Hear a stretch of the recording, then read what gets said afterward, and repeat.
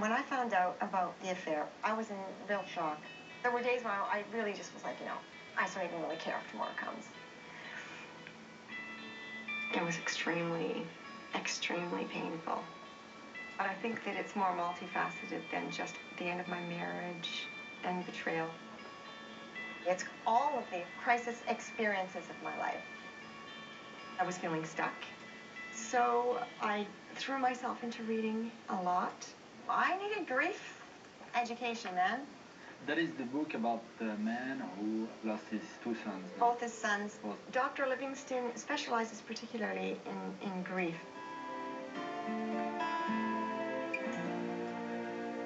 He was my therapist without realizing it.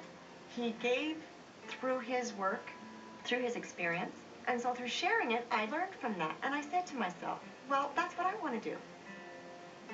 And so he really was a catalyst for me to give through my own experience and help others.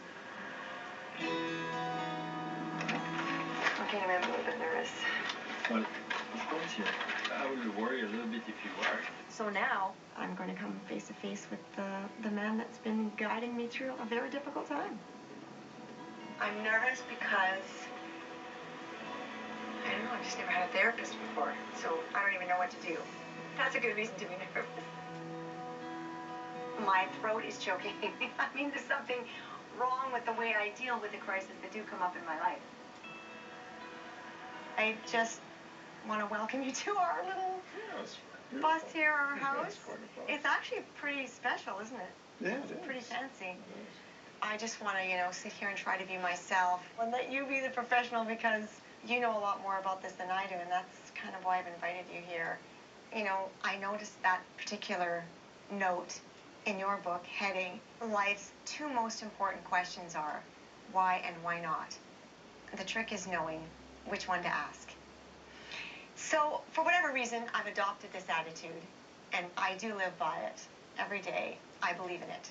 Okay, I think you have to ask yourself, well, what is the objective of this process? Well, first of all, I'm afraid to make a fool of myself and to admit that I've got this nonsense going on in my mind that I just can't get over the fact that my friend knew that she was going to hurt my family but did it anyway.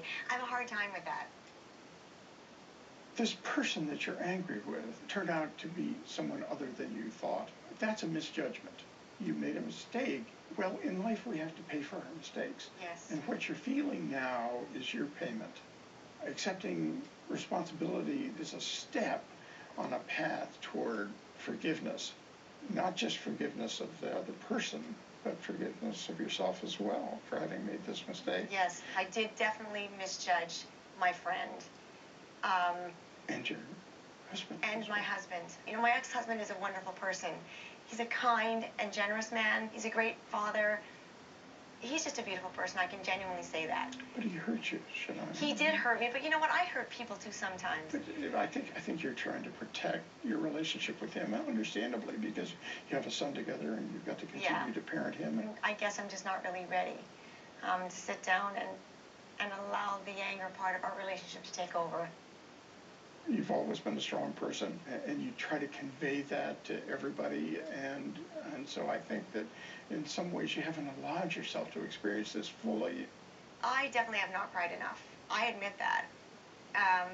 I'm trying to make up for it with laughing. Does that count? No, it doesn't. Does it count? That's just another Can you defense, laugh instead of crying? I don't like crying. I do like to avoid it. Because you associate that with weakness, right? I mean, someone would think less of you for it. Yes, that is a part of it. This is a terrible, life-altering circumstance, and that has to be grieved and has to be acknowledged. That's what Fred and Carrie say to me all the time. I just think that you're being more brave than you have to be.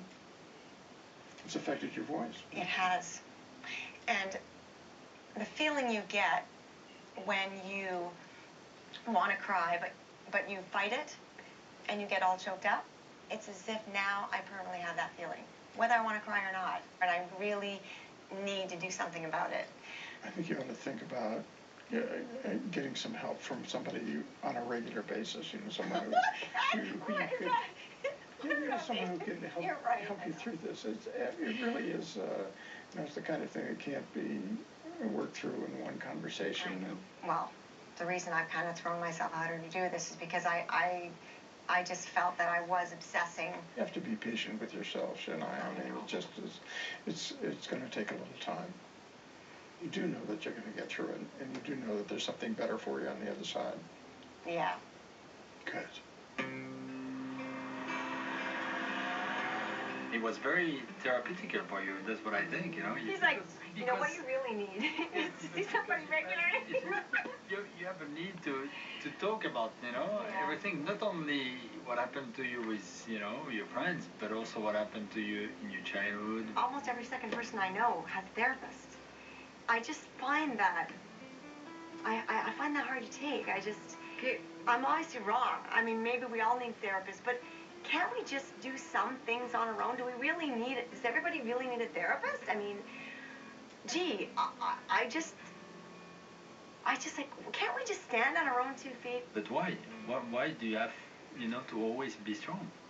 It's almost like you make an excuse that that's the way it's supposed to be. I'm tired of wallowing it. I'm stepping outside of myself and saying, will you just get over it already? Part of this journey, you are going to be able to release that.